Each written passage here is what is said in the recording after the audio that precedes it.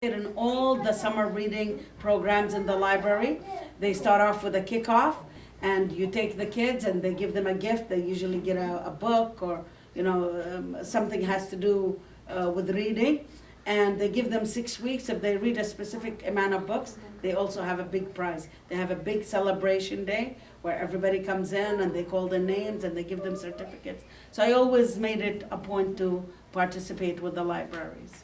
Okay. For curriculums, one of the greatest curriculums, since you all have younger kids, I only brought the pre-K because that's what I'm using in my school for the kids now, but this goes up to 6th grade. What age do you start, for instance, this kind of thing? I mean, I have a 5-year-old son that I feel like...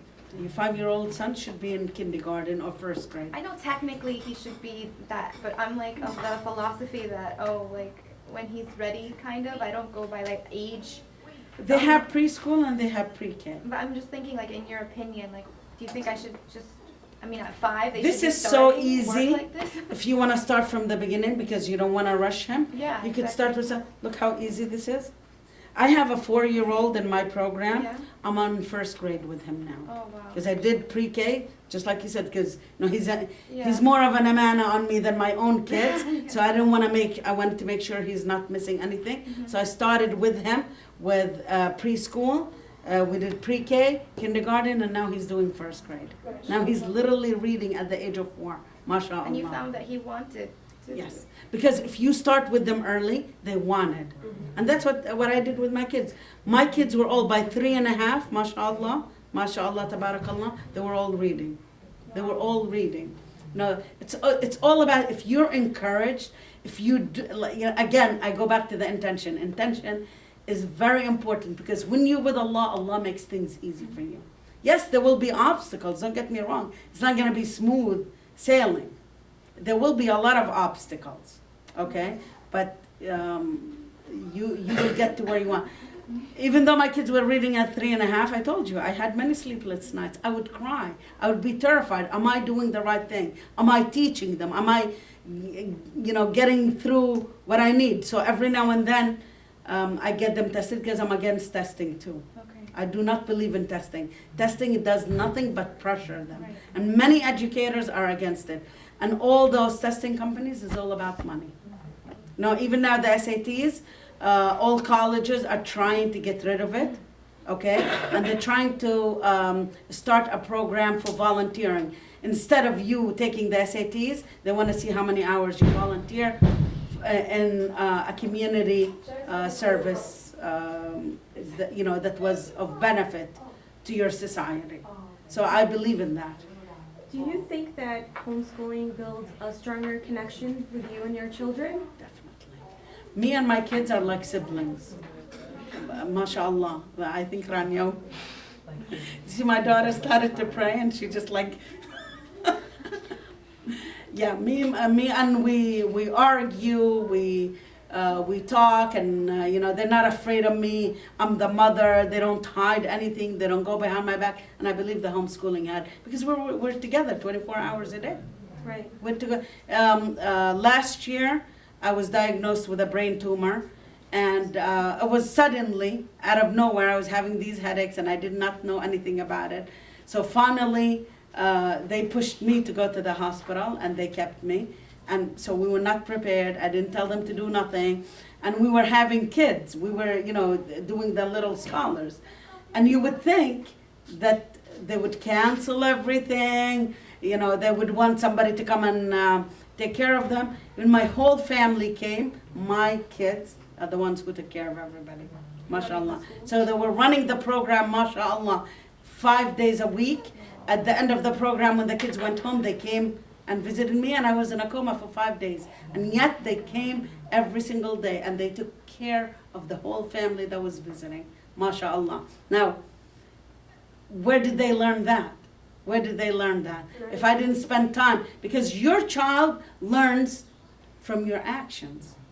So by you force feeding, telling them what to do, they're not going to learn anything. And that's the negativity when you send them to school, because they'll come home, the teacher complained, he had a problem with this kid, he had a problem with that kid, so you're stressed out, it's a problem between you and others now, so you're constantly criticizing destructively, because you don't want to deal with these problems. You want your child to be the best, and you don't know what to say to them.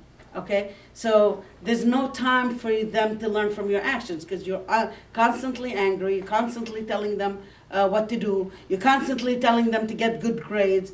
You always want them to be like honor students. So it's pressure, pressure, pressure, pressure. Where when you're homeschooling, they learn how you solve problems. They will learn how you practice Islam. Now my daughters, mashallah, tabarakallah, I never told them to wear the hijab. Never did. I used to hold a lot of halaqas in my house for girls. By teaching these girls how to wear the hijabs, my daughters came one day and they said they want to wear the hijab. And I got so scared because they were so young. I was afraid if they start wearing the hijab now, they might tell me later, no, I don't want to. And I'm like, are you sure? And they were so adamant about it. So from what? Because the kids learn by your behavior. How you practice, they will learn. They're not going to learn from your words. So by you homeschooling, they will see how you pray. They will see you pray. So when you get up and you pray your 5 times a day, what is the child learning?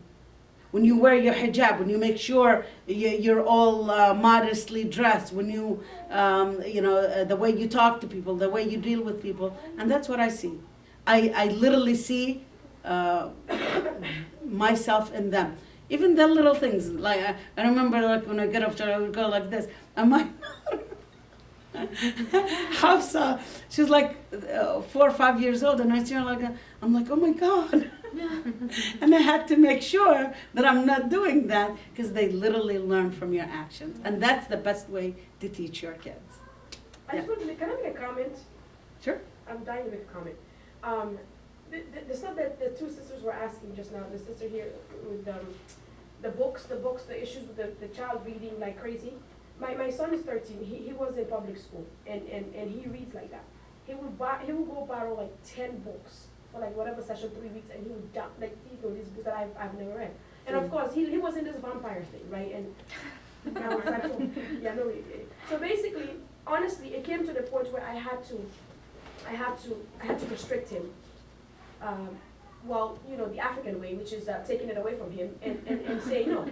And, I had to do that. But alhamdulillah, I mean, the relationship that I have with him is like, if I said no, when I'm serious, he knows I'm serious. So what happened was I took that away from him. But he's 13 and a half. So, Harris is 6. I don't know how she's going to do it. When I did that, what happened was it channeled him to Islamic books that were his age. He's an avid reader. He finds it very tedious to read Islamic books because he thinks with the ahadith and the ayat and all of those things that are incorporated, they need a lot more explanation. So I said, okay, alhamdulillah, I mean, there are scholars and students of knowledge who have series of short Islamic books. Like, for example, the Umdatul Ahkam was a very, it's the everyday things we do. So I had him listen to that series. And they have the PDF file that he can print from online. So that right there, mashallah, his knowledge just went a lot more, because very simple things, and the brother is really good at explaining, at low level. So that's one of the issues. The other thing about cleaning the house, and wallah, this is the biggest, right? So first of all, don't worry about people coming in your home and judging you, honestly. What about your husband? Your husband? Inshallah, he gets used to it. Major problem. What about husbands? What are they not a problem, right? But honestly though, really, the thing is, your daughter is, your kids are at the age where they can sort. Yes. Your kids are at the age where they can actually stand up and wash the dishes. Yes. Okay? So all of these things, involve them, like she's saying, involve them in every little thing that you're doing. Right now I'm homeschooling my son who's 13, and I'm homeschooling my niece and my nephew, and they're little kids. But wallahi, a 13-and-a-half-year-old boy, I can leave him at the house for 2 hours with these kids and come back, everything is fine. Because he learned from the way it has been going. He knows how to take care of the kids. He knows how to cook them breakfast. He knows how to warm up the lunch for them to eat. He's a boy, it's not even a girl to say he has a girl thing. No, So- the other solution is, it's very easy to get somebody once or every other week. Yes. I used to get somebody $50. They would, especially if you have a small place. $50, they would, clean, organize everything. And this way it's easier for you to do little things, and then after 2 weeks, you would, I still do. Once a week, they come up once a week, you can order them. I mean, it's up to you. It's not cheap, and Yes. homeschooling is very expensive. Which, by the way, another thing, you don't really have to go all the way and buy all the expensive stuff. I'm a believer in Montessori, and one of the greatest encouragements, I remember listening to the story of the two guys that created Google, and one of their comments, and my kids were like, my kids were babies, and they said what made them be creative and do something like that. They said, well, we grew up in a Montessori school. And that's the way we grew up. We grew up all outdoors, all hands-on, but we never labeled it Montessori. And the Montessori system comes from where? From Europe. It's Italian. Right. Dr. Montessori is a pediatrician that put the system together because people, everybody wants to upgrade, and they think letting go of the old things is better, like you're more sophisticated. But if you go back to the old things that we grew up with, or your parents grew up with, it's the best. Look, for example, you go to the dollar store, I got rocks, and by the way, because I'm a social worker, I do play therapy, and I do art therapy with kids with problems, and this is what we use.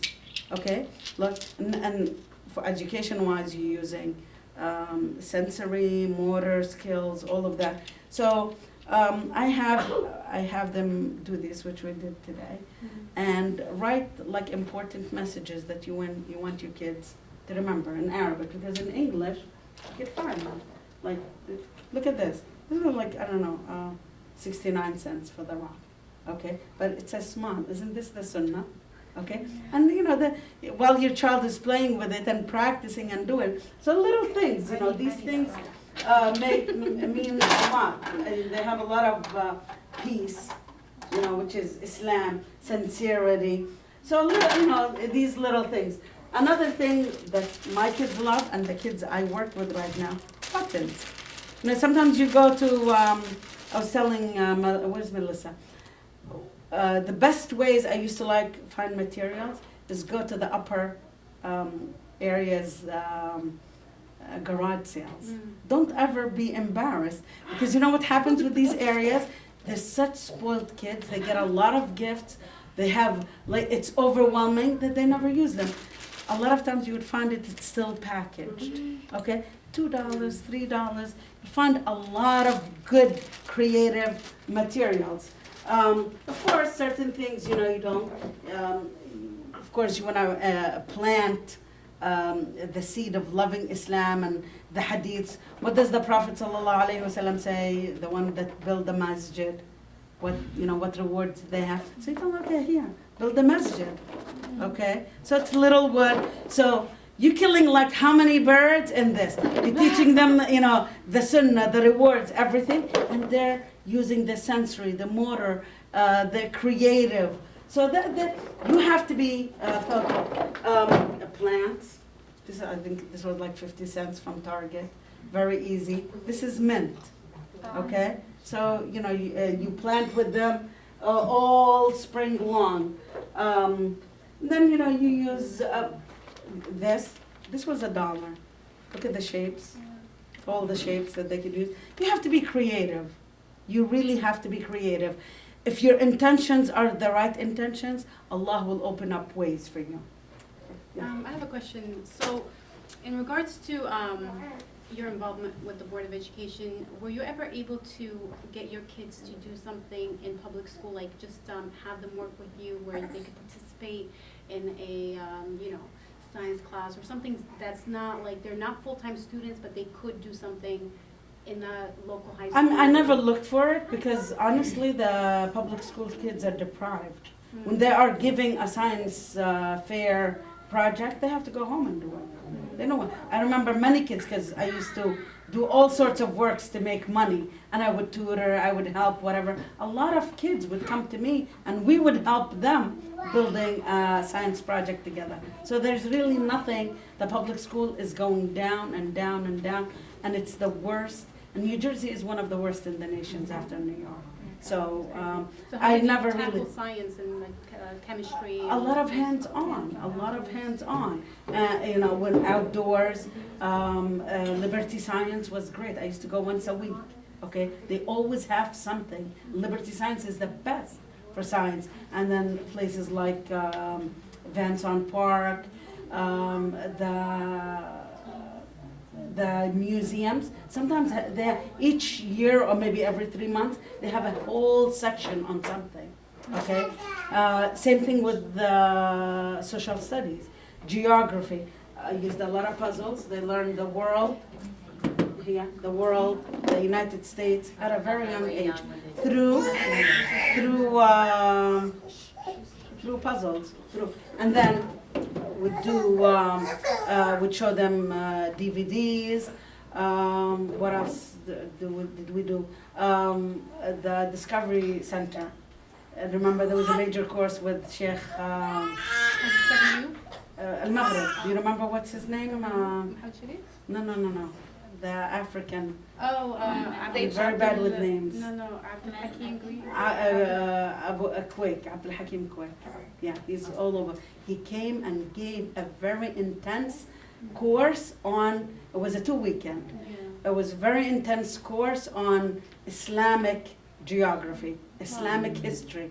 And my kids were all like 10 and 11, but they all took it, alhamdulillah. And he made a trip to the Discovery Center in New York, and they had an exhibit on the Islamic architectural and history, and he took them and he went around, he was the guide for them.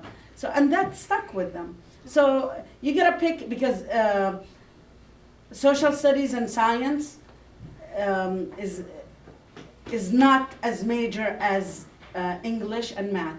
If you establish reading and writing, then it's easy for them to learn science and learn, even math. If they don't read, they're not gonna read. They're not gonna learn math.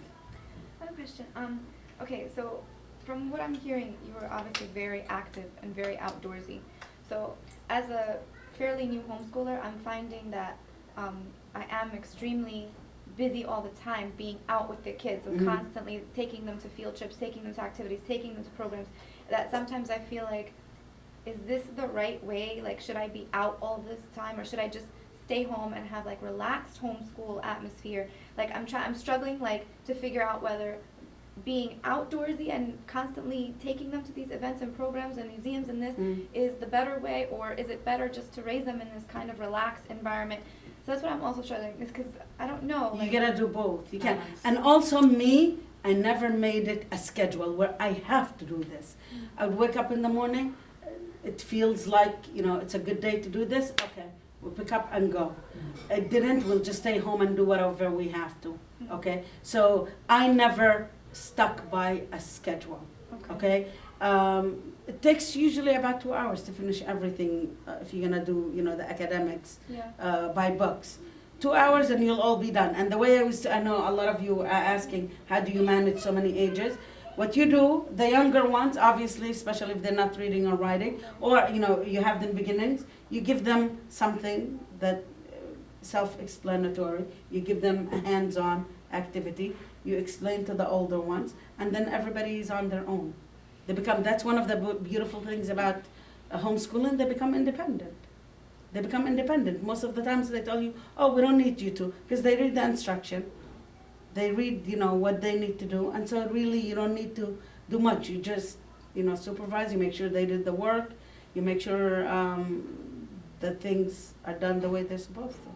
in terms of, I also heard you mention that you would do 3 grades in a year, for example. Pretty so much. This is something I'm getting worried about, because not worried, but I guess my You don't 8-year-old, have she's to. already a year ahead, and so it's making me a little bit afraid, because Why? I'm not sure if like you said, like to make sure that they're grasping all the concepts. I mean, it looks like she's grasping all the concepts, she's doing everything fine. Yeah. But should I just keep going, or should I Yes, stop yeah. and take a break? There I don't know, a few years back, how many of you heard about the 12-year-old that was accepted in Harvard? Yeah. Wow. And by the way, the best students that colleges look for and offer scholarships to is the homeschooled kids. Yes. Once they know you're a homeschooler, you have priority over anyone else. Yeah. Wow. So I should Yeah. just keep going. Yeah, You just don't have to definitely. stop. No, you don't have to. What's the worst scenario? Is you gonna continue? You're gonna get her extra stuff for later on? Even if she goes to school, Yeah, that's she'll what be I feel. ahead. Like sometimes is her brain Well, maybe exploded? we Is she should- even grasping anything? I mean, obviously you know they're grasping, but you feel at the same time like, well, she didn't get this particular thing, or she's not. So you go back and reteach. Yeah, you go. You do enrichment. Yeah, you do enrichment. Yeah. You just have to be creative. Would Yes. you, she can go first. Go ahead, sis. Thank you. Would you recommend any specific math curriculum that you find that's hands-on and it's you have critical thinking component and you have the There's so many. computational You and- you just need to like look into what's the basics. For me personally, I hated math. I did very well. I got honors in math, but you know, I would study for the test, and once the test is over, boom. Okay. So what I did is I hired a lot of tutors for them. I mean, it was okay. You know, they did well, but they also hate math.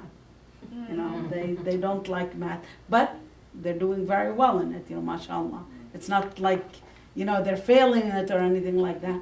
But so that's something you have to keep in mind. Whatever you have weakness in it, you know, try to. Outsource it. And by the way, I'm sorry to say this, and I hope you guys are not gonna get angry with me.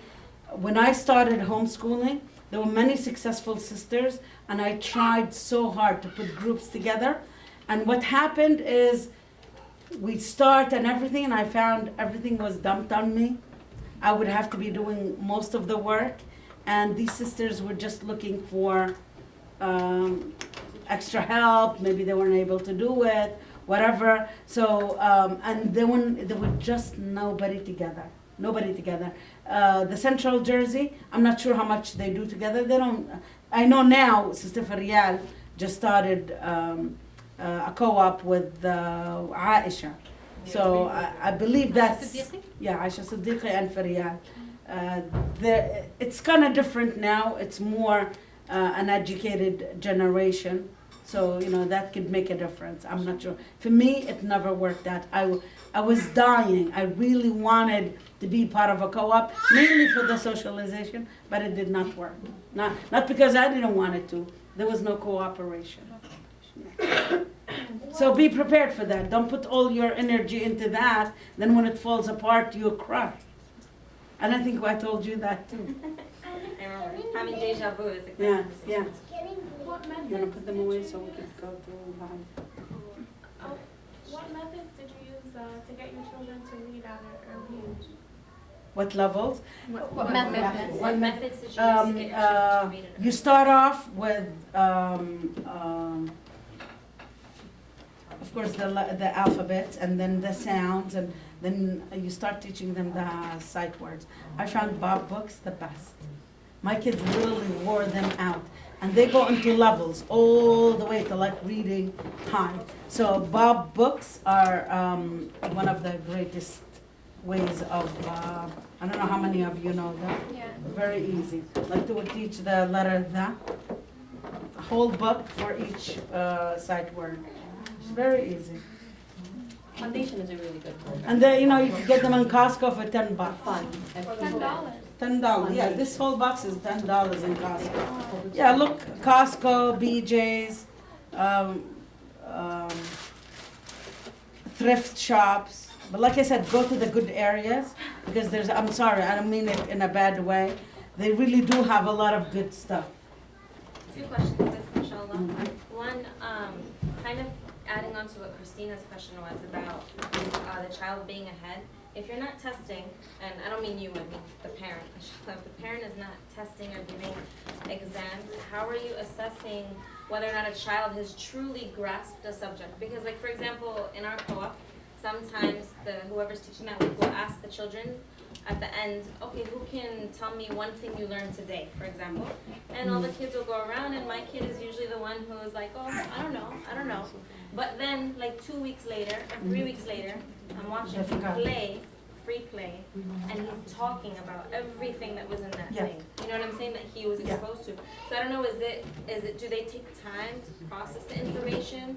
Or do you, like, when it comes to just moving on and just advancing them, how much time should we be giving them to really soak it in, and what signs You do we don't look need for to that they have because- true understanding? Yeah. They have mastery, you know? In And I have another question. regular public school, and this is a known fact, 85% of what they learn, they forget in the summer. It's the total opposite in homeschooling. They don't forget because So by the there's no summer, he'll remember. pressure, no stress. It's literally one-on-one, okay? So that's a difference. Every book has a test at the end. I did, every now and then, because of my fear, am I doing the right thing? I did the turnovers for them. It's very expensive. Then my friend established a tutoring company, and she was mainly working with public schools, and she established a testing to test the levels the kids are on. So we used to do that for my kids too, and that's how I found out that they're above their level. You can do your own test, but I don't believe in testing on a regular basis because it scares them. Till now, they don't like testing. Did your kids have to take the SATs to go to college? No, they don't. They didn't Depends have on to the take college. No, Oh. they don't have to. One more question. We chose not to, but they could have, if they wanted to. Sometime before you end, inshallah, would we be able to hear from your daughters how their homeschool experience was, like from them? 'Cause it's one thing to have yeah. you tell us everything you did, mashallah, but I'd really like it's to running hear away. what their perspective was. I mean, we could quickly say that. Quickly, yeah, because it's 9:00. Oh, my boys are home. I have to pick up, and Sheikh Qatanani's wife lost her dad, and I really want to go see her before. Yeah. So- Is I'll take it in there, an email. Yeah. is there anything particular that you want to know? Like, I don't know. just like what your experience was, like did you enjoy homeschooling? Did you not? Like what did you feel the benefits were for you as